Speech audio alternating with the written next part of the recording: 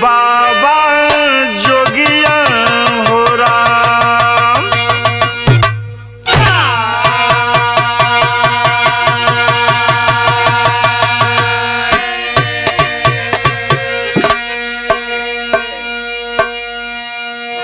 विरह प्रेमियों, आप सबको बताते हुए हृदय बड़ा दुखी है।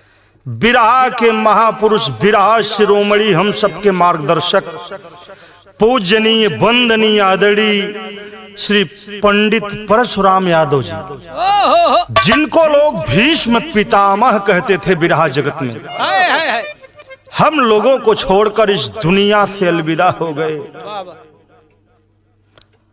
हम विरह गायक संतोष कमल और हमारे कवि गुरुशरण यादव जी पूरे विरह परिवार की तरफ से भावभीनी श्रद्धांजलि अर्पित करते हैं और सतगुरु परमात्मा से ये विनती करते हैं कि उनकी आत्मा को अपने श्री चरणों में स्थान दें और परिवार को दुख सहने की शक्ति दें। ओम शांति, ओम शांति। आइए, दिल तो नहीं कह रहा है साथियों, लेकिन मजबूरी है। आइए, विरह के माध्यम से उनकी जीवनी को जानते हैं, उनके बारे में जानते हैं। मास्टर साहब 4 लाइन भूमिका में कहना हो।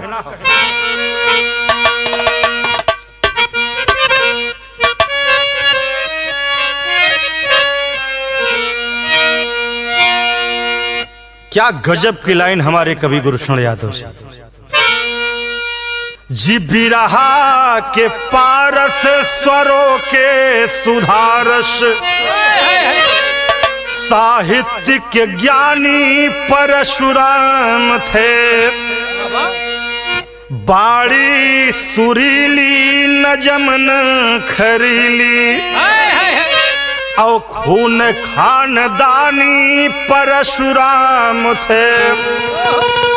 स्वर के सिकंदर हृदय था समंदर, सही स्वाभिमानी परशुराम थे। गुरु शरण कर नमन हर कलम रो के कहती, कि बिरहा के पानी परशुराम थे।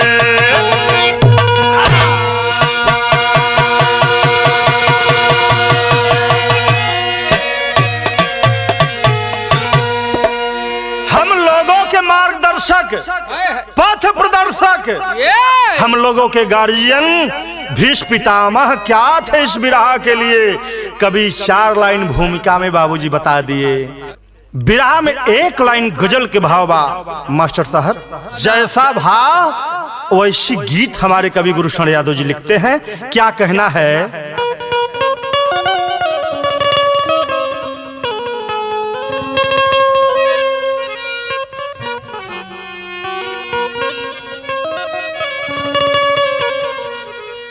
हरे दर्द से भरी गईल जिंदगी,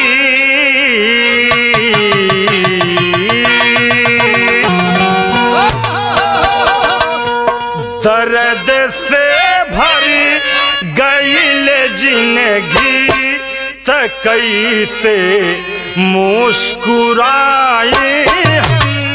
दर्द से भरी गईल जिंदगी, त कैसे मुस्कुराए।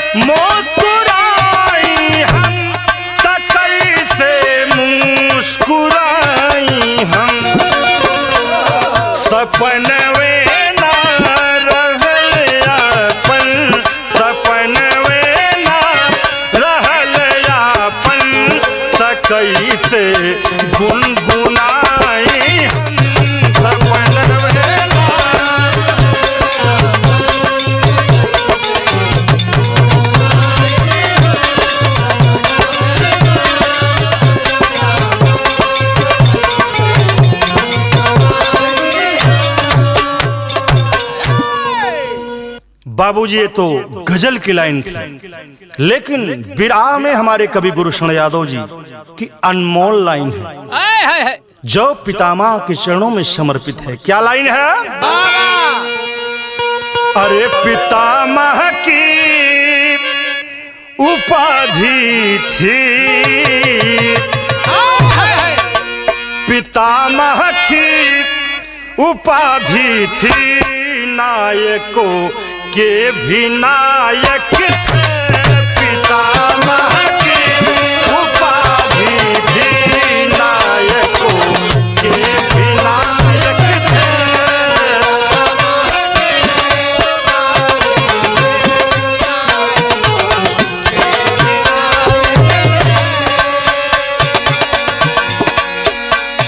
पितामह की उपाधि थी, नायकों के भी नायक थे।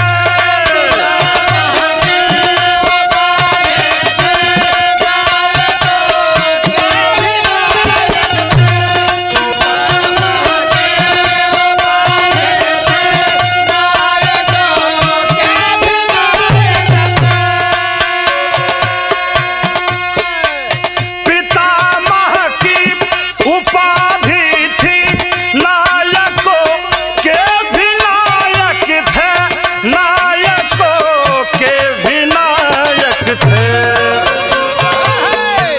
भाव भगति छलकती थी, भाव भगति छलकती थी, गायकों के भी गायक थे।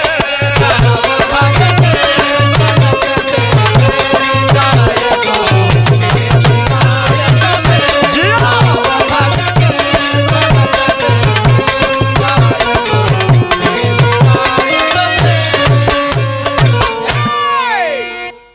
गौर करेंगे बाबूजी, क्या लाइन है। पितामह की उपाधि थी, नायकों के भी नायक थे, भाव भक्ति छलकती थी, गायकों के भी गायक थे। हम जैसे नवयुवक गायक सदैव अपना आदर्श मानते थे, मार्गदर्शक मानते थे। कहानी की शुरुआत हो लाल, कहना हो।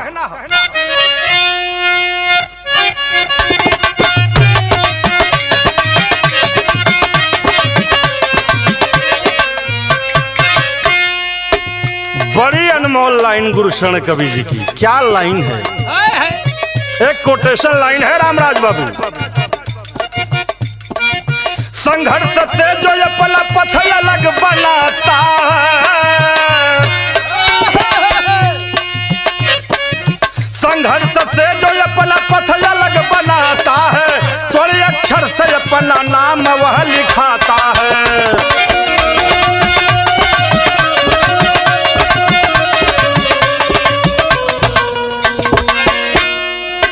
करे इतिहास न मन जीवन असरदार,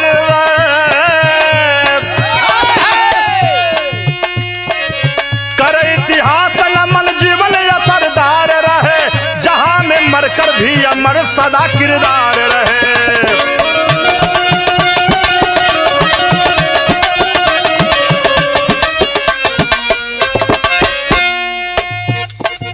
अगस्त जाते जाते घाव एक बेजोड़ दिया, शोक सागर में लाकर हम सभी को छोड़ दिया। धरा अंबर स्वयं दिगंबर आज रोया है, विरह परिवार ने कोहिनूर ही रखोया है।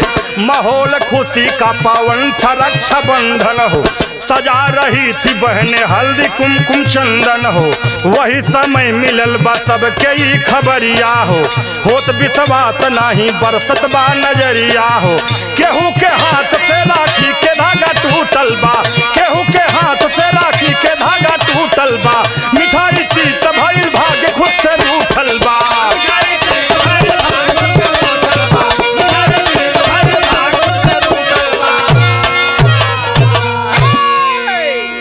साथियों, ए जीवन बड़ा अनमोल है। हजारों में एक वह इंसान होता है जो कलाकार कहलाता है, जो लोगों के मनोरंजन का काम करता है। गीत संगीत के जरिए अपना नाम इतिहास में बाबूजी लिखवाने का काम करता है। ऐसे महापुरुष आदरणीय गुरु जी परशुराम यादव जी थे, जो एक मसीहा बनकर बिरहा जगत के लिए आए और बिरहा गाकर लोगों के बाबूजी जीवन में एक नया सवेरा लाए। माहौल बड़ा खुशनुमा है, गौर करेंगे माहौल बड़ा खुशनुमा है।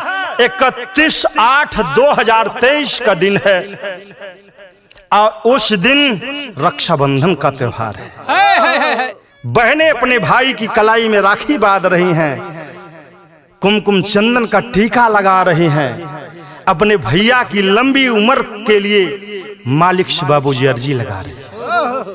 उसी समय एक ऐसी खबर आई जो पूरे देश के बिरहा प्रेमियों को हृदय को झकझोर देने का काम किया। वह खबर क्या थी साथियों? बिरहा के शिरोमणि, हम सबके आदर्श, जिनकी उपाधि भीष्म पितामह की थी, परशुराम यादव की आकस्मिक निधन की खबर थी। और इस खबर से पूरा देश शोकाकुल में डूब गया। सबकी आंखें नम हैं, सबकी आंखों में आंसू है। और इसी खबर को सुन के हमारे कवि आदरणीय गुरु शरण यादव जी अपने आंसुओं को नहीं रोक पाए साथियों, और कलम उठाकर इस व्यथा को लिखने का काम किए। बिरहा में एक लाइन गीत है, धुन के नाम सरंगा है।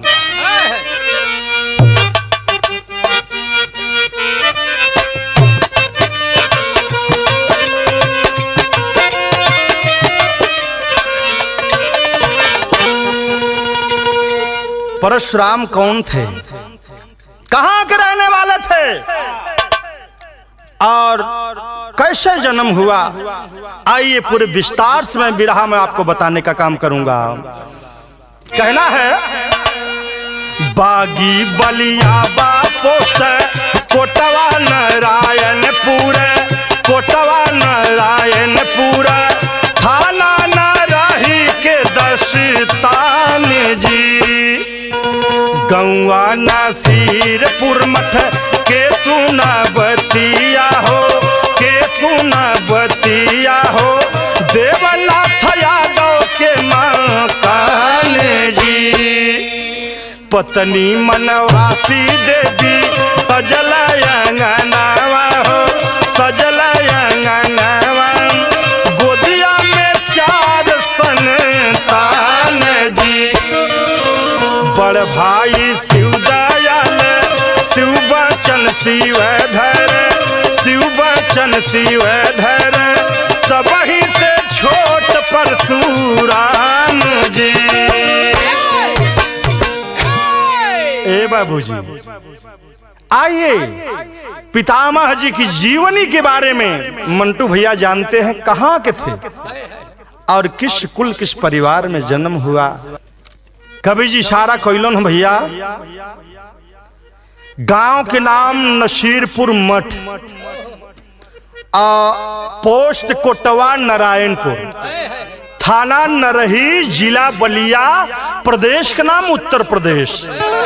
बलिया के लोग बागी बलिया के नाम से भी जानते हैं। वही बाबूजी गंगवा में तो यादव जी रहलन, जेकर नाम है देवनाथ सिंह यादव, पत्नी के नाम बनवासी देवी। 4 गो लड़का पैदा भइलन। बड़के बेटवा के नाम शिवदयाल सिंह यादव, दूसर के नंबर लड़का के नाम शिव बचन सिंह यादव, और तीसर के नंबर लड़का के नाम शिवधर सिंह यादव, और चौथे नंबर लड़का के नाम परशुराम सिंह यादव। 4 लड़का पैदा भइलन, जौने में सबसे छोट और सबसे नटखट, सबसे बाबूजी मनमोहक, जिसका नाम परशुराम यादव बताया गया। और जब जन्म हुआ तो माई बाबू के बाबूजी अंगना एकदम सज गई हो, माई बाबू के खुशी के ठिकाना ना हो। बिरहा में तर्ज लगल बाबू।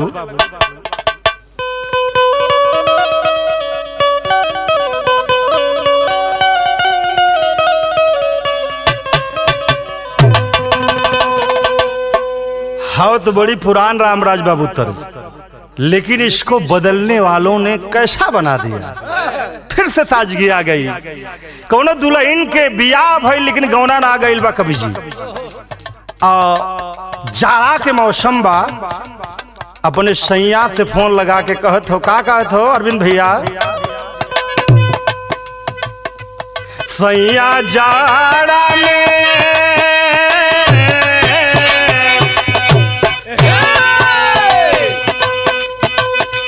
सैया जाड़ा में गवन करई तीरा जाई लेखा काम आई थी।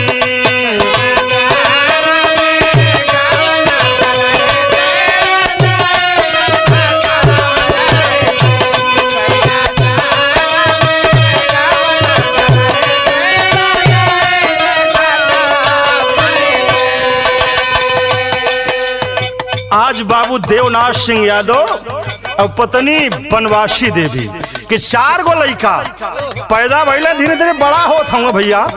और जो बड़े हो रहे हैं तब वो समय का वहाँ का माहौल क्या है, जहाँ पर परशुराम यादव का जन्म हुआ है। कैले चारों भाई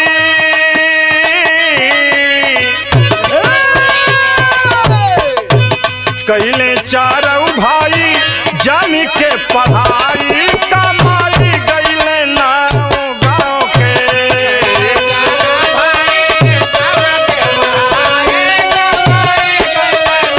भैया बात क्या बात है।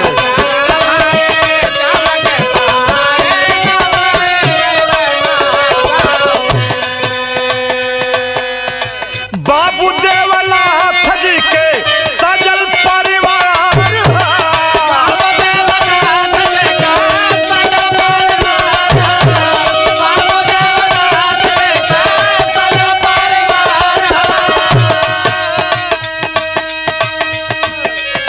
पावे परशुराम सबके बहुत दुलार हो।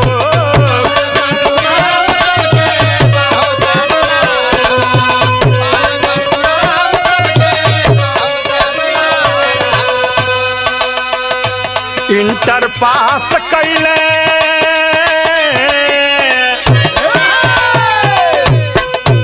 इंटर पास कैले बाजल बधाई कमाई गईले ना गाँव के।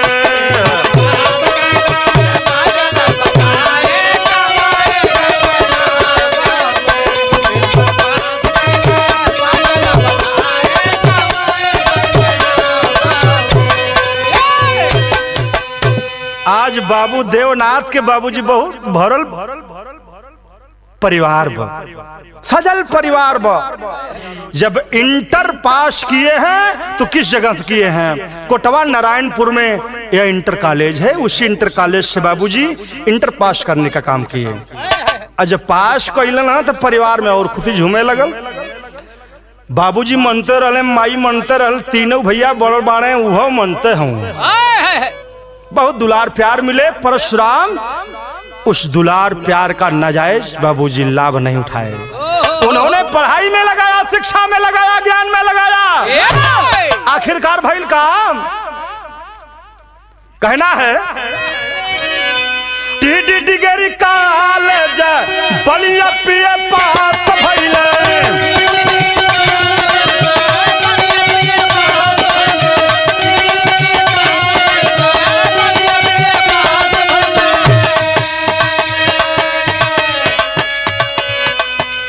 माल यटारी आजमगढ़ से वो बीएड कैले।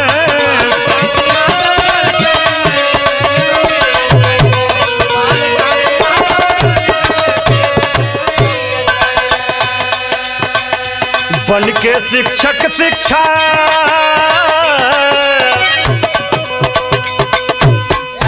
बन के शिक्षक शिक्षा ज्योति जलाई कमाई गईले ना गाँव के।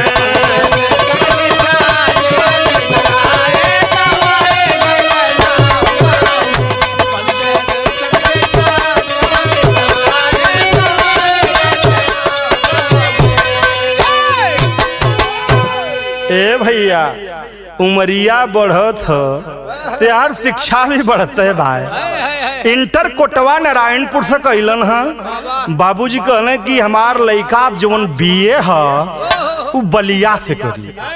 जाके बाबू ग्रेजुएशन बलिया से किए। बीए की पढ़ाई जब पास कैलन है तो बीएड का फॉर्म भर दिए और जब बीएड का फॉर्म भर दिए सूची में नाम आया। बीएड की पढ़ाई माल अटारी आजमगढ़ से किए। पढ़ाई पूरी करने के बाद आज शिक्षक की भर्ती बाबूजी शुरू हुई, जिसमें फॉर्म भरा गया और उसमें भी उत्तीर्ण हो गए। गांव वालों ने, घर वालों ने, परिवार वालों ने बड़ा स्वागत सम्मान किया कि आज परशुराम सिंह यादव मास्टर बन के आए हैं। मास्टर बन के आए हैं। सब लोगों ने स्वागत सम्मान किया साथियों। लेकिन लोगों के मन में एक सवाल है कि संतोष भैया सब कुछ तो बता रहे हैं, बताए ही नहीं कि बिरहा कब से गाना शुरू किए। तो साथियों मैं बताना चाहूंगा कि 1967 में सबसे पहला जो मंच था वो अपने गुरु जी के साथ में, जिसका नाम श्रीनिवास था। श्रीनिवास जी का कार्यक्रम चल रहा था। 9-10 साल की उम्र थी। परशुराम यादव की बिरहा सुनने के लिए गए, लालायित हो गए। हृदय में भाव जगा, मैं भी बिरहा गाऊंगा। और बड़े तेज तर्राक थे साथियों। जाकर श्रीनिवास गुरु जी से कहलन है कि गुरु जी अगर मौका देता तो एक ठे लोकगीत हम गाई। गुरु जी कहेंगे बचवाए मैंने पूछे वाली कौन बात हो। आवा पहला मंच 1967 में श्रीनिवास गुरुजी ने देकर बाबूजी गवाने का काम किया और तब से बाबूजी बिरहा जगत में आगे बढ़ते गए, आगे बढ़ते गए, आगे बढ़ते गए। बिरहा में एक लाइन गीत लगल, मुन्ना दुल्हन अपने दुल्हा से कुछ कहत हो। का कहत हो मास्टर?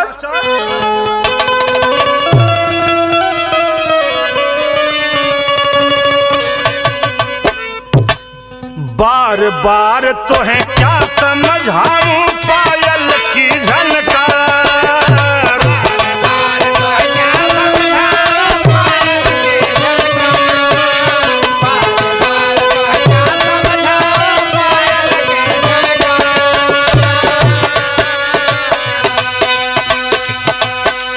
बार बार तो है क्या समझाऊं पायल की झनकार। तोहे बिन सजना लागे न जिया रहमान।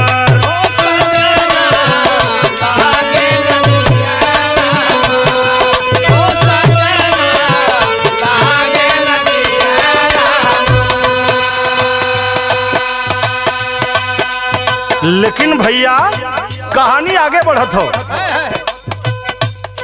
पढ़ाई लिखाई कैलन, मास्टर बन गईलन आदरणीय परशुराम यादव जी। लेकिन वही एक ठे कमी बा। वो कमी का बा? कवि जी बताओ बड़े भैया। घर आंगन पावन हो सज गए, सपना हुआ सकारा।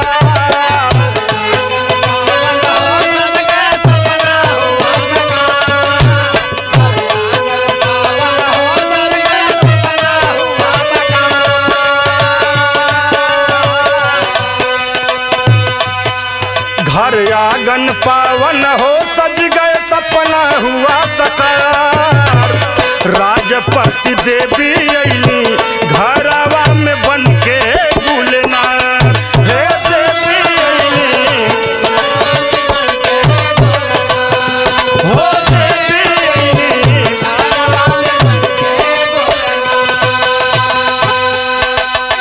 ए भैया बाबूजी विवाह हो जाता है, बड़ा समय व्यतीत हो रहा है। दोनों पति पत्नी एक नई जिंदगी की शुरुआत करके जीवन की गाड़ी को आगे बढ़ाने का काम किया। गाड़ी आगे बढ़त होत का बा। गोद गुलजार भइले खिलल सुमना।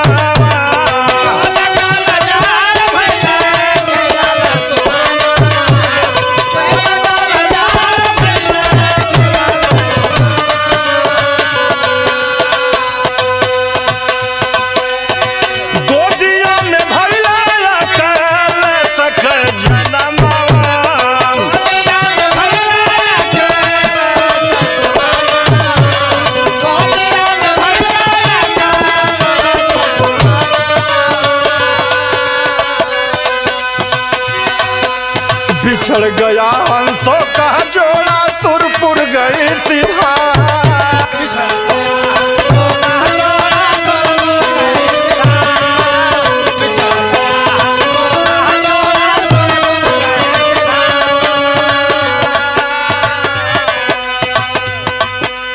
बिछड़ गया हंसों का जोड़ा सुरपुर गई सिधार। राजपति देवी अइली घरवा में बनके गुलनार। हो देवी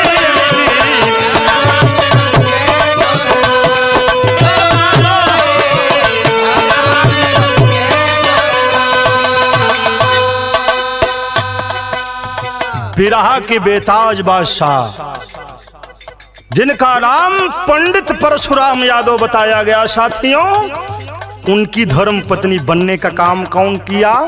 राजपति यादव।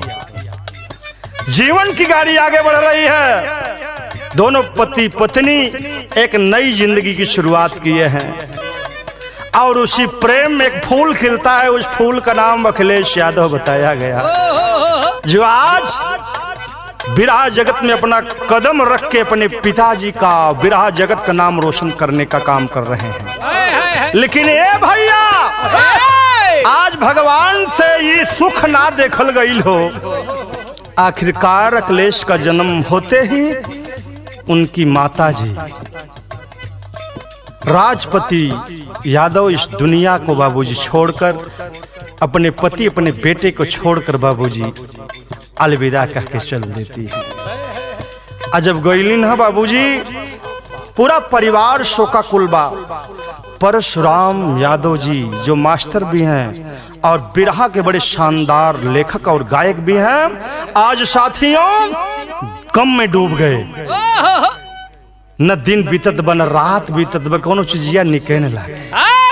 आज परिवार वालों ने देखा कि मेरा बेटा अपने पत्नी की याद में ये सब कुछ भुला बैठा है, तो परिवार वाले कहलन हो का भैया एक लाइन गीत बा।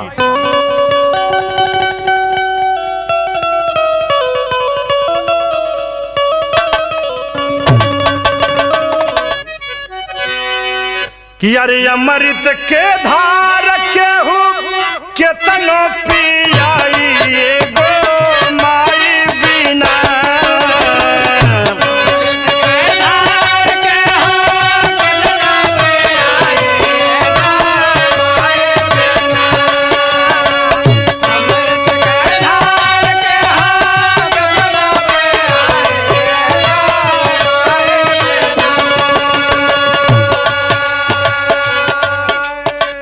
अमृत के धार के हो केतनो पियाई एगो माई बिना।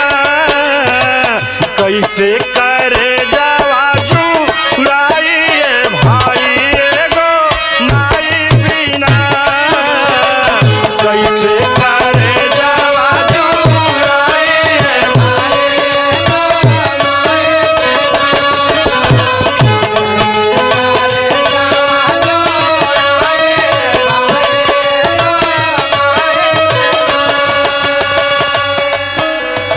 आज पंडित परशुराम यादव पत्नी की वियोग में बाबूजी डूब गए हैं, लेकिन परिवार के लोगों ने, गांव के लोगों ने क्या कहा, कवि गुरुशरण यादव की कलम बता रही है। गाँव नगर के सब रहे समझाई बाबू माई कहे।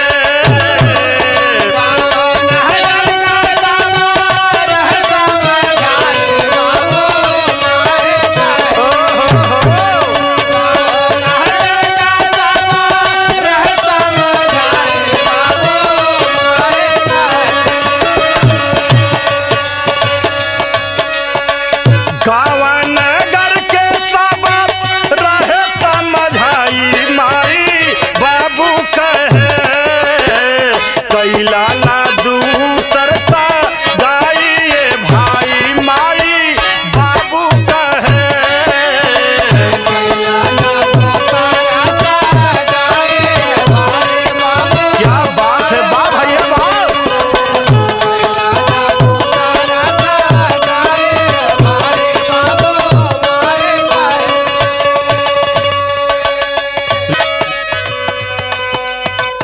ए भैया, आज गांव के लोग, परिवार के लोग समझाने का काम कर रहे हैं कि बेटा परशुराम दूसरी शादी कर लो, ऐसे वियोग में कब तक जीते रहोगे। एक छोटा सा बेटा है, इसका भी पालन पोषण होना जरूरी है। अभी आपकी बहुत जिंदगी बची है। दोबारा शादी करके बेटा एक नए स्तर से जिंदगी की शुरुआत करो। माँ बाप, गांव, देश के लोगों के जिद के आगे पंडित परशुराम यादव लाचार हो गए और कैलन है का भैया, इसरावती देवी जीवन साथी मिली चाहिए।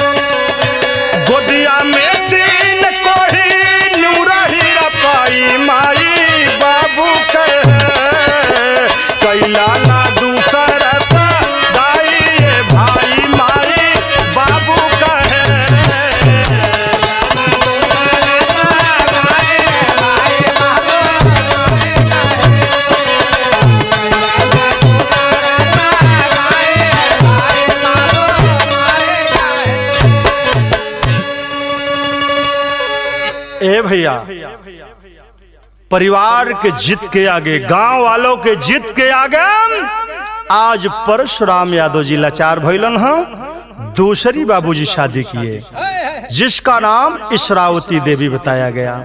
इसरावती यादव के साथ में जब दूसरी सगाई हुई है साथियों, आज दूसरी पत्नी से 3 गो संतान पैदा भइल है। एक लड़का जोन बड़का लड़का हो दूसरे पत्नी के, ओकर नाम हो शंकराचार्य यादव। दूसर के बेटवा का नाम कृपाचार्य यादव। तीसर के बेटवा का नाम संदेश यादव।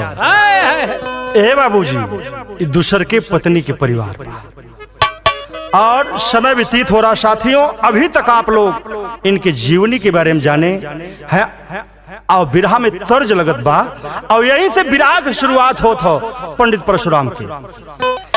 कौनो लइका कौनो लइकी से धोखा खैले बा और प्रेम लइका से लइकी करा, लेकिन बियाह के हो और के साथ में भइल।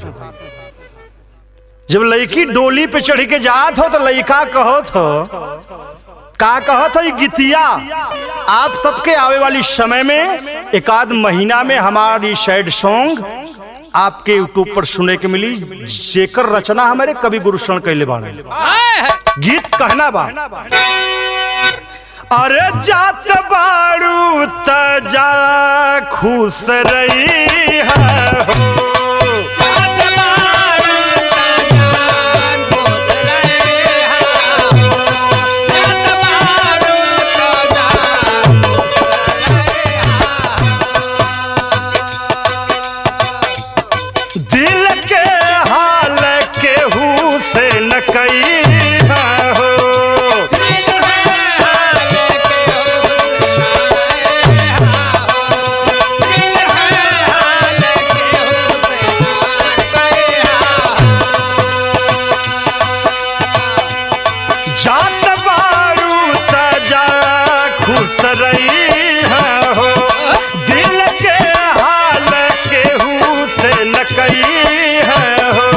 भूल पाई हम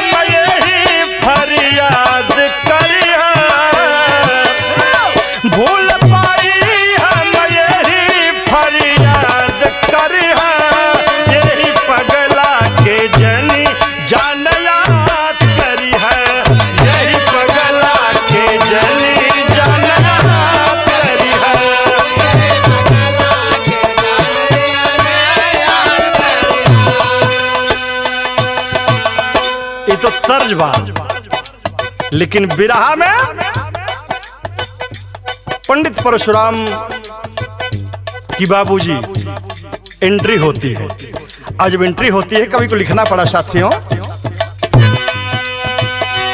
परसु बिरहा के पार से कहलाए हो,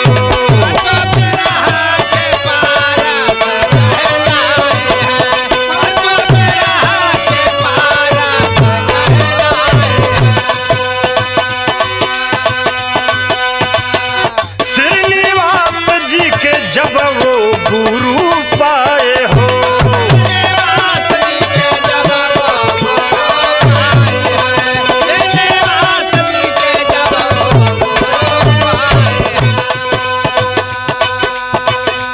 परसु बिरहा के पार से कहलाए हो, श्रीनिवास जी के जब वो गुरु पाए हो, शालवारी यही चर्चा सरयाम भइले,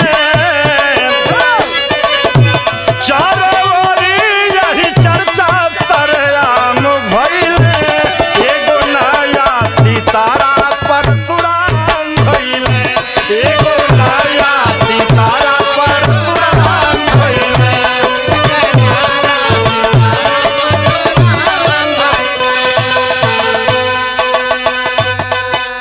पढ़ाई में अव्वल, व्यक्तिगत व्यवहार में अव्वल, और बिरहा जगत में कदम रखते ही बाबूजी चर्चा का विषय बन गए कि बलिया से एक ऐसा बालक आया है, एक ऐसा बहादुर आया है जब बिरहा जगत को एक नया मुकाम देगा। अपना परचम बाबूजी लहराए और एक नए सितारे के रूप में परशुराम यादव का नाम आगे बढ़ रहा है। भैल का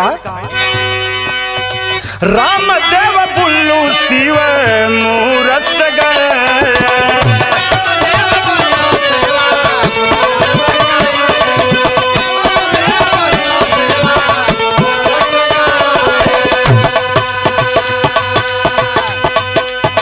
रामधारी राम अवध गले से लगा,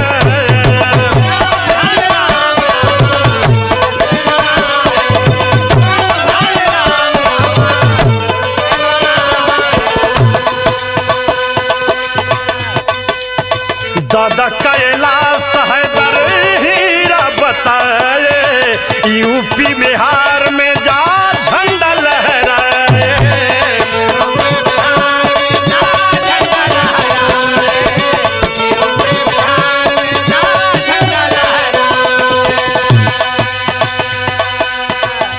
भैले बिरहा के पितामह ऐसन नाम भैले, भैले बिरहा के पितामह ऐसन नाम भैले, एगो नया सितारा परशुराम भैले।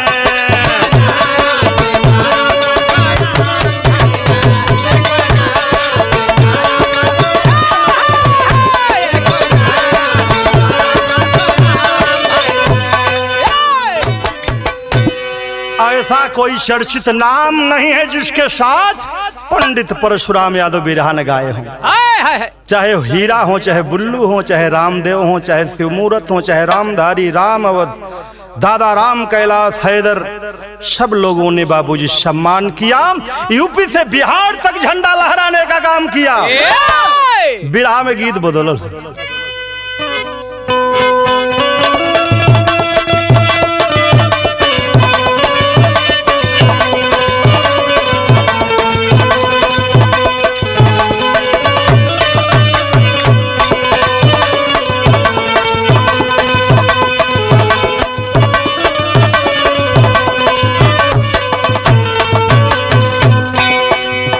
दुल्हन के दुल्हा परदेश दुल्हनिया कहत हो, गईला जब से बाहर याद आवे बार बार हो, चिड़ैया बन के उड़ गईले सैया जी हमार हो, चिड़ैया बन के उड़ गईले।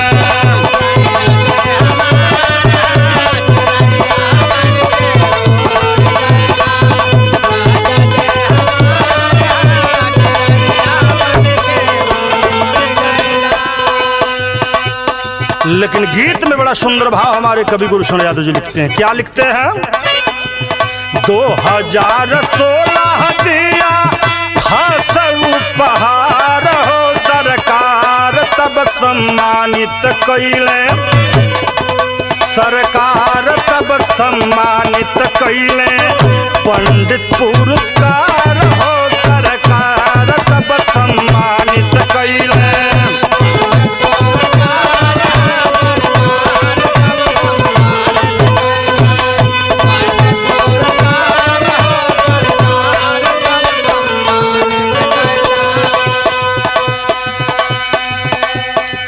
संस्कृत प्रकोष्ठ उपाध्यक्ष कहलाए रामा,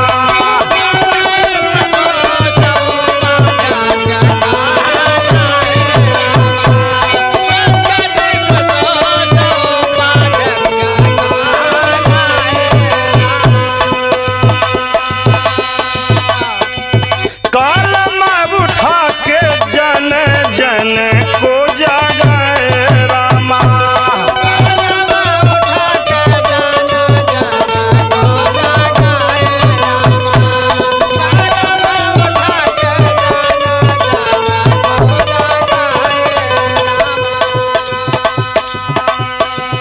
बिरहा के जज बन के पाए सत्कार हो सरकार सम्मानित कैले पंडित पुरस्कार हो सरकार तब सम्मानित कैले।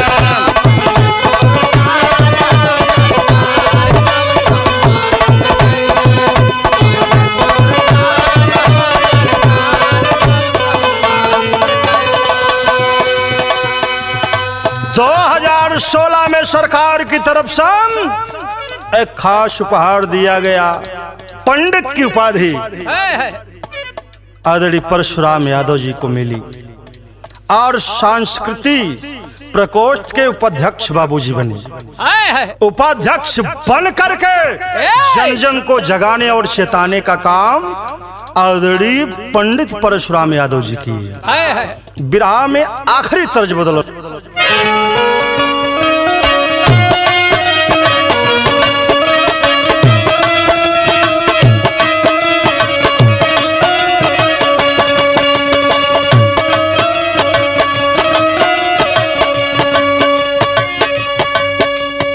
गजब की लाइन है। बिरहा यहीं से करोड़ों की तरफ चलता। नफरत की दुनिया को छोड़कर प्यार की दुनिया में खुश रहना मेरे यार।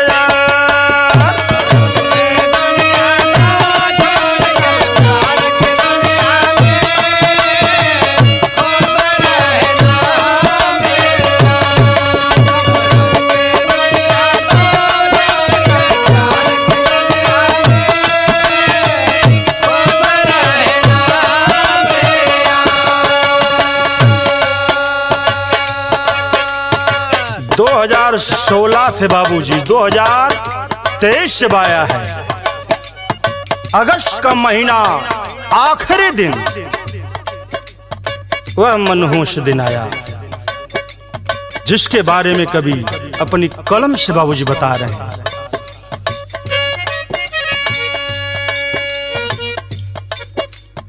इकतीस अगस्त को दिन में ही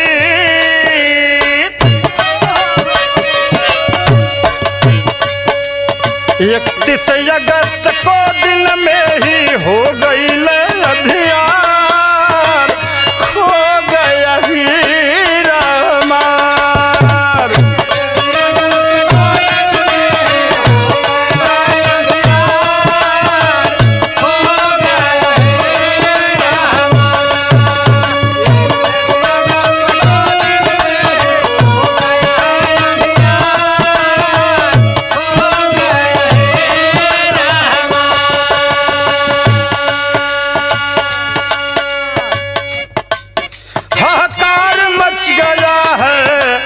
जब खबर है आई,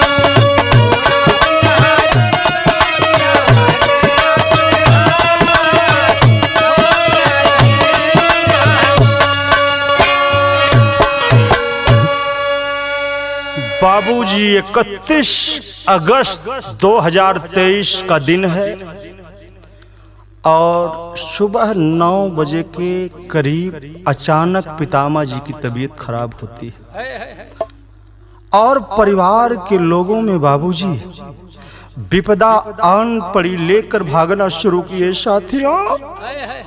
लेकिन कोई डॉक्टर, कोई हकीम, कोई वैद्य पितामा जी को बचा नहीं पाया। ऐसा हृदय का आघात लगा बिरहा जगत के ऊपर साथियों। ऐसा बाबूजी मनहूस दिन आया जो पितामा जी को बाबूजी निकल गया। आज पूरा बिरहा समाज, बिरहा के जितने प्रेमी हैं सब बाबूजी शोक में डूब जाते हैं। लोगों को विश्वास नहीं हो रहा है कि पितामा जी नहीं है साथियों। होता क्या है, जेके जहाँ पता लगत हो, पता चलत हो कि बीएचयू जात बा, के बलिया जात हो, के आजमगढ़ जात हो, जे जहाँ पता लगत बा कि पितामा जी इस हॉस्पिटल में है, लोग भाग दौड़ कर बाबूजी देखना चाहे, बचाना चाहे, लेकिन साथियों मौत सत्य है। जाना एक दिन सभी को है। राम चले गए, घनश्याम चले गए। आज यह बिरहा के शिरोमणि, बिरहा के सिरताज का जाना बिरहा परिवार को बाबूजी इतना खल रहा है, इतना खल रहा है कि मैं बयां नहीं कर सकता साथियों। आज परिवार में जब पता चललो भैया तो भाव मिलत हो बिरहा शैली में। कैसे मुन्ना,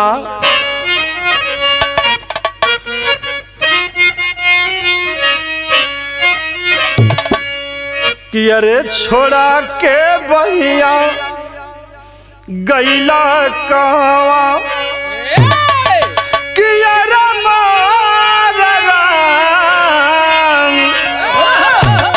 अरे छोड़ा के भैया गैला कहवा, भैया शिव दयाल के सूझैला ही रहिया, रहो रहिया, रहो रहिया। आज भैया शिव दयाल है बाबू, आज पकड़ के भैया रोवत हो भाई कि ये भैया कहाँ गैला भाई, सबसे छोट रहा, सबसे पहले जाए के काम कैला भाई। इतवार जाप बड़ा खलत हो अकर तो भैया छोड़ा के बहिया गैला कहवा, भैया शिव दयाल के सूझे नहीं रहिया। आज पूरा परिवार शोक सागर में डूब गया। पत्नी अलग रोवत हो, लड़का अलग, भाई लोग अलग, बिरहा जगत के लोग अलग, अश्रु बहा रहे हैं साथियों। पहपट में कहना पड़ा।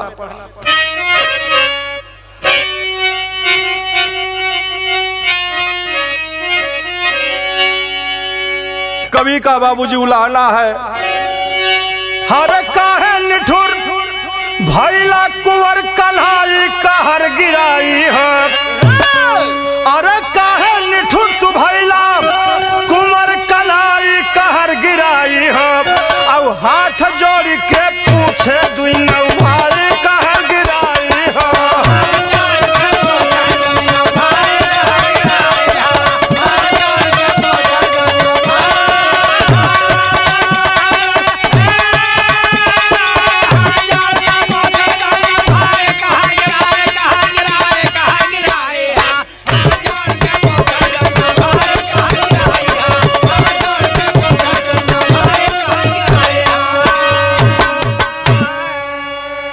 आज परिवार के लोग से, दुनिया के बनाने वाले मालिक से सवाल करते हैं कि आप क्यों निठुर हो गए। आखिर पंडित परशुराम आपका क्या बिगाड़े थे जो आपने इतने सवेरे बुला लिया। बिरहा परिवार का भी सवाल है, पंडित परशुराम यादव के परिवार का भी सवाल है, साथियों बिरहा प्रेमियों का भी सवाल है। क्या सवाल है? घर में सबसे बड़ा रहे, पहला हक रहे हमारा हो, भला ही तू भगवान हुआ पर गलती किया दोबारा हो। अरे लुट गई गठरी अब कहवा के जाई कुंवर कन्हाई हम। अरे लुट गई गठरी अब कहवा के जाई कुंवर कन्हाई। कन्हाई हो, और रावई रावती देवी सब लुटाई कुंवर कन्हाई हो।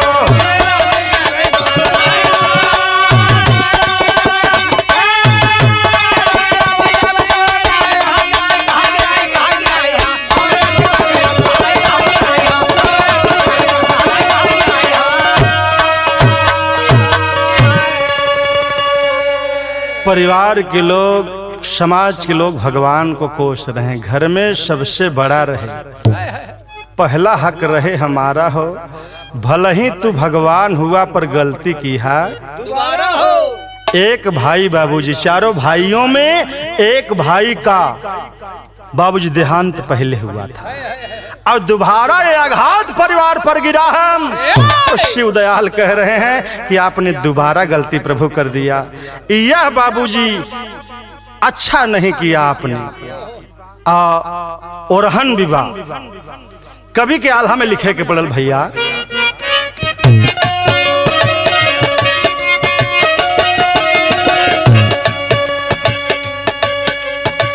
लेकर जन्म लाया मर केहू जग में अइले भैया,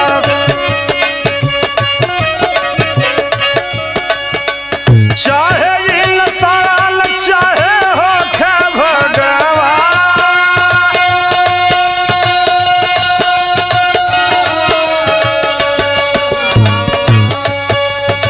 सब कलाकार रोवे बरस नजरिया बाबू, बिरह के बगिया हो गईल बिया,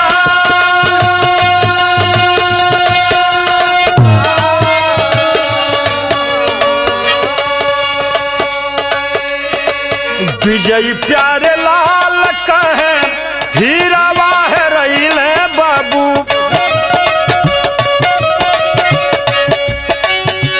काशीनाथ कहे चला गया है विद्वान,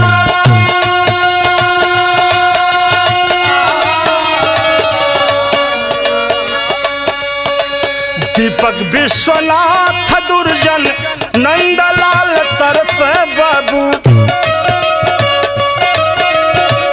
ढूंढ हेराई गईल बिरह के साथ,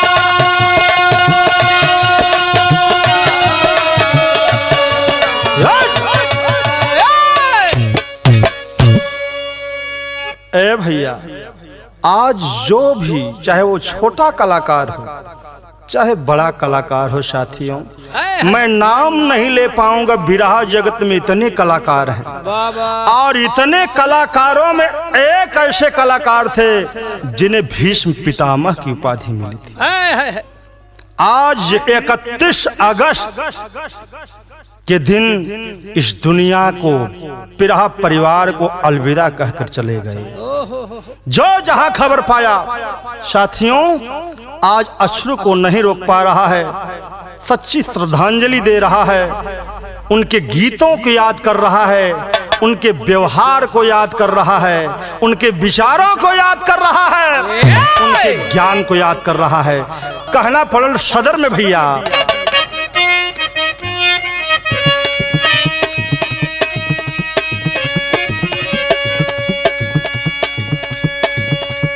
गया बेचु मंगल राधे श्याम गुरु पूछे,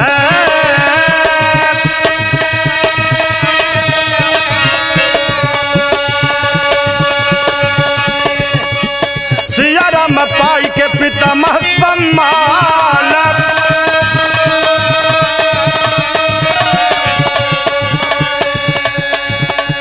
साहब दिन ओम प्रकाश तुझे न डगरिया,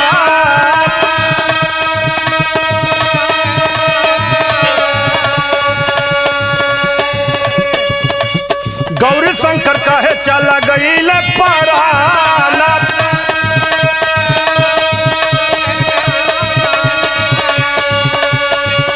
अरे सुदई सुरेंदर दुखी राम दुखी भइले, कहे सुदई सुरेंदर दुखी राम दुखी भइले, और जगन्नाथ गया बिरहा के स्वाभिमान बोला।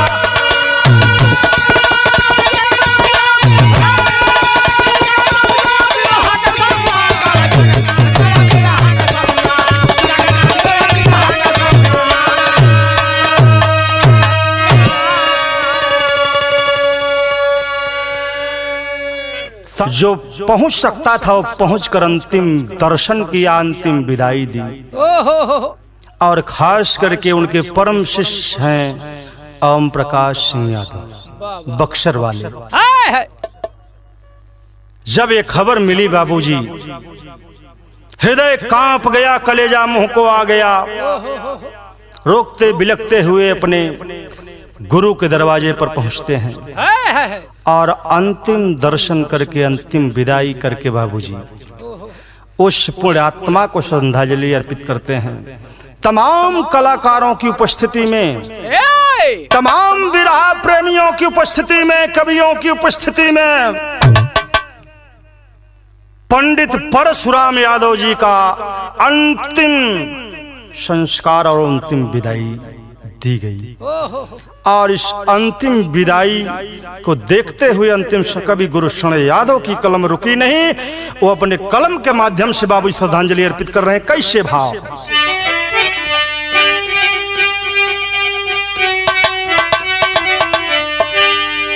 धरा अंबर जब तक विरहा का नाम रहेंगे, और मर कर दुनिया में अमर परशुराम रहेंगे।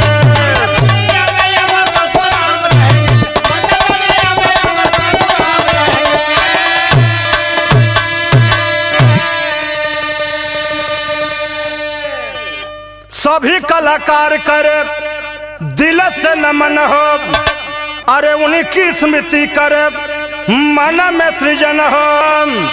कोई मोल नहीं अनमोल दाम रहेंगे, तो मर कर दुनिया में अमर परशुराम रहेंगे।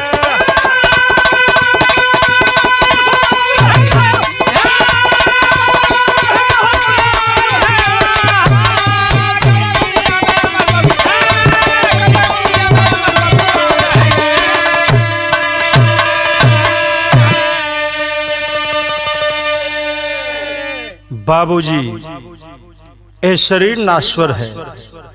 पंडित परशुराम बेशक इस दुनिया को, इस विरहा को अलविदा कह दिए हों, लेकिन उनका ज्ञान, उनका नाम, उनका गाया हुआ गीत इस दुनिया में अमर है।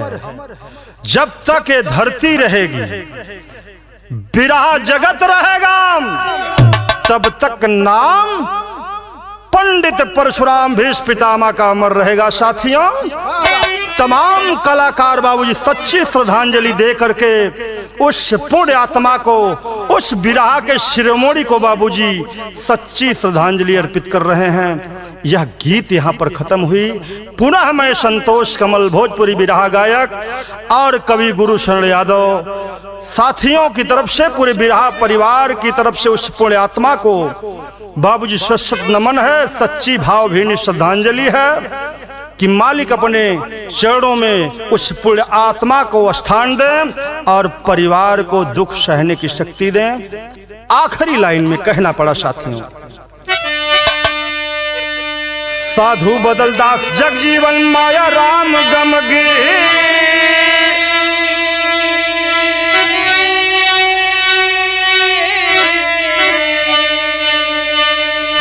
सूरज पाल गुरु जगन्नाथ का हम और गया सितारा छीन।